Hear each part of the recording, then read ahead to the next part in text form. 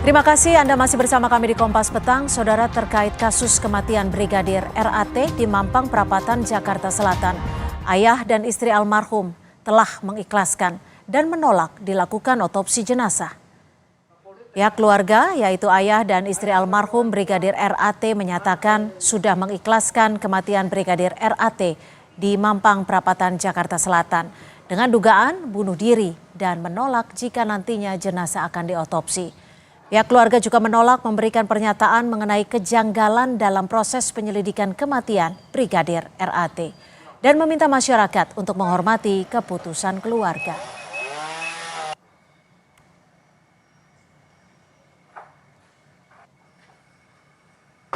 Dari kami orang tuanya, kalau mau diusut kembali, jelas mungkin ada otopsi atau apa, kami sudah tidak siap anak kami diotopsi.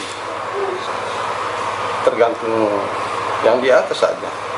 Kalau untuk orang tuanya sudah ikhlas menerima.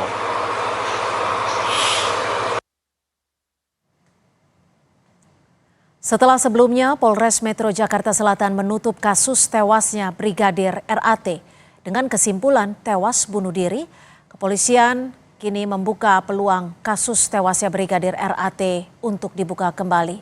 Kapolri Jenderal Listio Sigit Prabowo mengatakan motif kasus ini sedang didalami. Kapolri meminta hal teknis ditanyakan ke jajaran Polda dan Polres yang menangani kasus tersebut. Assalamualaikum warahmatullahi yang kami hormati. Saya kira terkait dengan kasus utamanya itu harus dijawab dulu. Terkait dengan hal-hal yang sifatnya tambahan, tentunya akan dirapatkan, ya.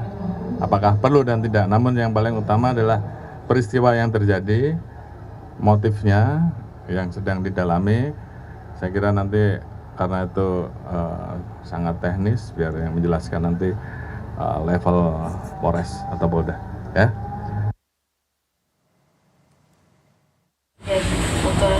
Tidak nyaman dia di Jakarta, tidak nyaman di kerja, itu dia suka mobile. Dan sampai sekarang itu tidak percaya.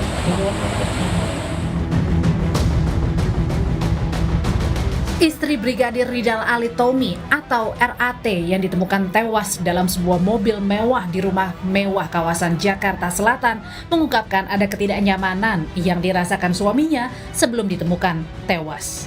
Sang istri tak percaya suaminya Brigadir RAT tewas karena bunuh diri. Polda Sumut membenarkan Brigadir RAT bekerja di Jakarta sebagai sopir dan ajudan dari seorang pengusaha. Namun Brigadir RAT bekerja tanpa sepengetahuan pimpinan sejak tahun 2021. Dari hasil pemeriksaan dari Bitpropam Polda Sulawesi Utara bahwa yang bersangkutan tidak mempunyai izin atau tanpa sepengetahuan dari pimpinan atau kasatkernya. Dari Polres Ternate juga tidak ada izin berarti? Ya. Sebenarnya Pak, dia di sana informasinya bekerja di mana Pak? Ya, seperti yang kami sampaikan tadi bahwa sejak tahun 2021 yang bersangkutan menjadi ajudan atau driver dari salah satu pengusaha yang ada di Jakarta. Komisioner Kompolnas meminta penyidikan bersifat transparan karena menemukan adanya kejanggalan dengan penugasan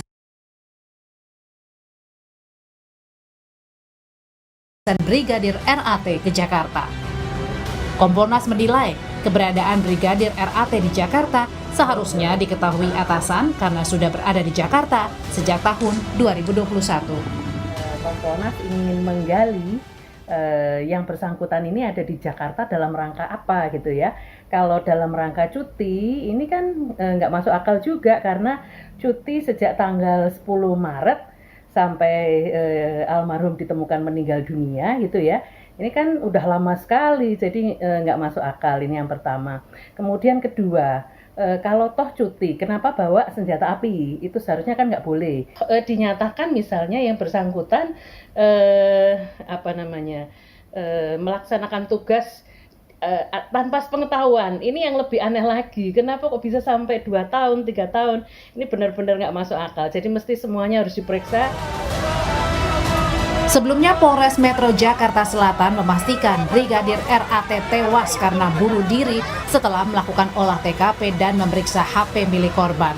Polisi pastikan tak bisa melakukan visum pada jasad Brigadir RAT karena keluarga menolak otopsi. Tim Liputan, Kompas TV. Kapolri membuka penyelidikan kembali kasus tewasnya Brigadir RAT yang sebelumnya sempat ditutup oleh Polres Metro Jakarta Selatan yang menyimpulkan Brigadir RAT diduga tewas karena bunuh diri. Akankah ada temuan baru dari dibukanya kasus ini dan bisa membuka misteri penyebab tewasnya polisi di kawasan Mampang Perapatan, Jakarta Selatan? Kita kupas bersama Beni Mamoto, Ketua Harian Kompolnas. Selamat sore Pak Beni, terima kasih sudah bergabung bersama kami di Kompas Petang. Selamat sore. Pak Beni, sampai sore hari ini sudah menerima belum laporan dari Kapolri bahwa kasus ini kembali dibuka setelah sempat ditutup Polres Metro Jakarta Selatan? Ya, jadi kami ingin sampaikan ya, merujuk pada pernyataan Bapak Kapolri, kan disampaikan ada peluang atau ada kemungkinan bisa dibuka kembali. Jadi dalam konteks ini saya ingin menjelaskan begini, kebetulan kami ikut turun supervisi beberapa kasus bunuh diri anggota Polri, di mana keluarganya tidak terima, keluarganya curiga, bukan bunuh diri. Tahapan penyelesaiannya adalah ketika penyelidikan sudah selesai, semua saksi sudah, secara saintifik sudah, maka kasus tersebut digelar dengan menghadirkan keluarga korban, pengacaranya, ahli, tim penyidik, dan pengawas internal maupun eksternal. Kami datang. Nah, setelah digelar, keluarga tahu duduk masalahnya gimana. Setelah dapat penjelasan secara lengkap, maka keluarga bisa menerima. Dan kasus tersebut tutup dan tidak ada buntutnya lagi. Ini beberapa kasus yang terjadi di kewilayahan seperti itu. Nah, untuk kasus ini karena belum digelar di depan keluarga, kenapa perlunya gelar? Karena ada beberapa yang harus dikonfirmasi. Contoh, hasil membuka isi HP, itu banyak hal yang harus dikonfirmasi dengan istrinya, dengan keluarganya. Kalau itu confirm, cocok, dan memang demikian kondisinya, saya yakin keluarganya langsung menerima. Nah, inilah menurut saya yang dimaksud Kapolri ini memang belum tuntas ketika ini belum digelar dengan menghadirkan pihak keluarga. Ini bentuk transparansi. Lalu Anda melihatnya seperti apa, Pak Beni? Karena saat ini kan keluarga juga menolak jenazah diotopsi dan keluarga mengaku juga sudah ikhlas atas kepergian almarhum. Apa yang bisa Anda baca di sini? Betul, jadi keluarga sudah ikhlas, kemudian tidak mempermasalahkan lagi, tidak perlu otopsi dan sebagainya. Tetapi kalau publik juga masih tanda tanya, kemudian keluarga juga menerimanya dengan pemahaman yang tidak utuh, ini ada sedikit kerawanan. Jadi menurut kami, saran kami sebaiknya keluarga diundang, gelar, dijelasin, sekaligus konfirmasi isi komunikasi di HP. Kalau semua sudah clear, keluarga menerima, tidak perlu dipublikasikan isi komunikasi ataupun masalahnya. Saya yakin publik juga akan bisa menerima, karena itu sudah bentuk transparansi begitu. Pak Beni, ini kan Kapolri juga menyebut bahwa akan didalami motifnya. Kalau menurut Anda, siapa yang harus memfollow up dari pernyataan Kapolri ini? Apakah Polda, Bareskrim, atau seperti apa? Ya, tentunya ini jajaran Serse ya, karena memang ini bidang Serse. Jadi sebagai contoh masalah pemeriksaan saksi ini apakah sudah detail, sudah contohnya terutama dalam kasus seperti ini kan istri yang paling banyak tahu. tentang korban, tentang almarhum. Mhm. Kemudian ada masalah apa dan sebagainya, itu yang paling tahu adalah istri. Nah, ini apakah istri sudah secara detail, tuntas, sudah didengar keterangannya, sudah dikonfirmasi dengan bukti-bukti yang ada. Inilah yang menurut saya yang dimaksud oleh Bapak Kapolri. Sehingga tuntas begitu. Hmm. Pak Beni, ini kan juga sempat ada temuan bahwa almarhum ini cuti sejak bulan Maret. Apakah dan ini di luar sepengetahuan, apakah ini juga bisa dijadikan sebagai poin untuk kembali memeriksa dan juga membuka kasus ini? Ya, jadi kasus itu menyangkut masalah pelanggaran disiplin, sudah ditangani, jadi Bapak Irwasda Polda Sulut dengan Propam itu sudah melakukan pemeriksaan kepada para atasan yang bersangkutan.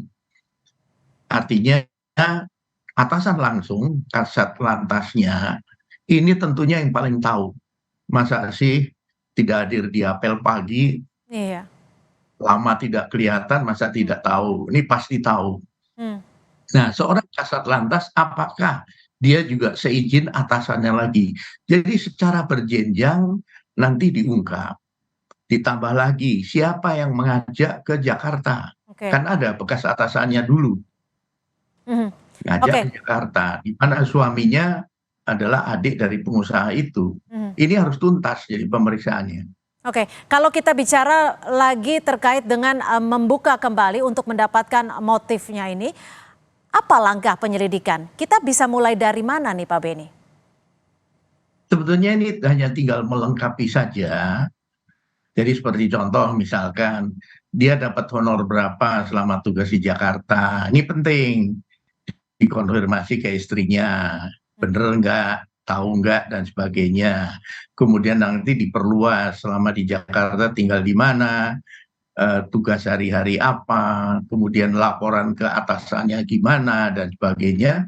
Nah ini nanti apakah ada laporan tertulis, atau hanya lisan, atau hasil membuka HP itu isinya berupa laporan-laporan dan sebagainya.